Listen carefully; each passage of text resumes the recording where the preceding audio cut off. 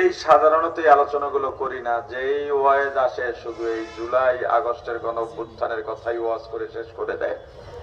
এজন্য আমি চিন্তা করছি এগুলো বলার দরকার নেই। আজকে দুই চারটা কথা আপনাদেরকে বলে যাই, যেহেতু এটা চরমনার নমুনার মাহফিল।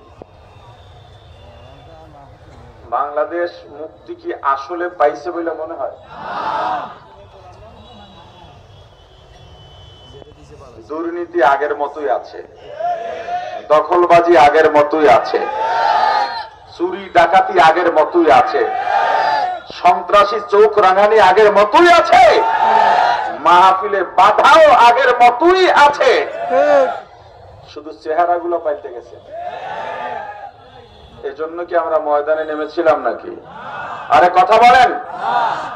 পীর সাহেব চরমনাই বা শায়েখে চরমনাই, এই যে দুজন ব্যক্তি, কি মনে করেন এদেরকে?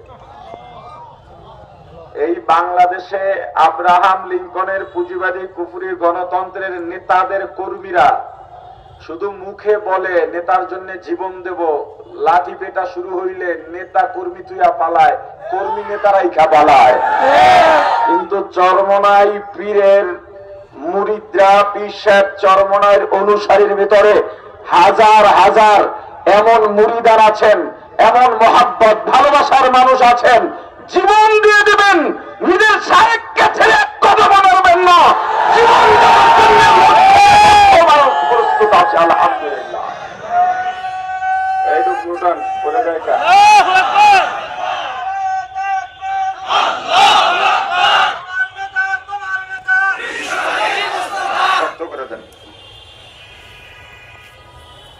এই মানুষ দুইটারে কি মনে করেন আপনারা? জুলাই আগস্টের গণ অভ্যুত্থানে এই বাংলাদেশের কথিত কোন রাজনৈতিক দল দলীয় সিদ্ধান্ত নিয়ে দলীয় ভাবে ময়দানে নামে নাই। কেউ পারলে বলেন যে ময়দানে নেমেছে, কিন্তু ইসলামী আন্দোলন নেমেছে, পীর সাহেব চরমনাই নিজে নেমেছেন, শায়েখে চরমনাই নিজে নেমেছেন। এই যে আমিন আখান্দা বান্দা দেখেন, বাংলাদেশের সবচেয়ে কঠিন স্পট ছিল যাত্রাবাড়িতে। এই যাত্রাবাড়ির বড় একটা অংশের নেতৃত্বে ছিলাম ময়দানে, ঘরে বসা নয়। যেই গুলি আসছে আমার বুকে লাগলেও আজকে আমাকে নিয়ে আপনারা বয়ান করতেন যে আমাদের মেজবা ভাইও ছিলেন কিন্তু শহীদ হয়ে গেছে।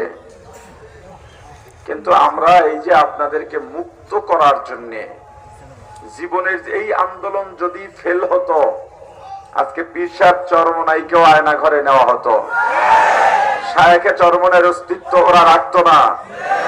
এই হাবিবুর রহমান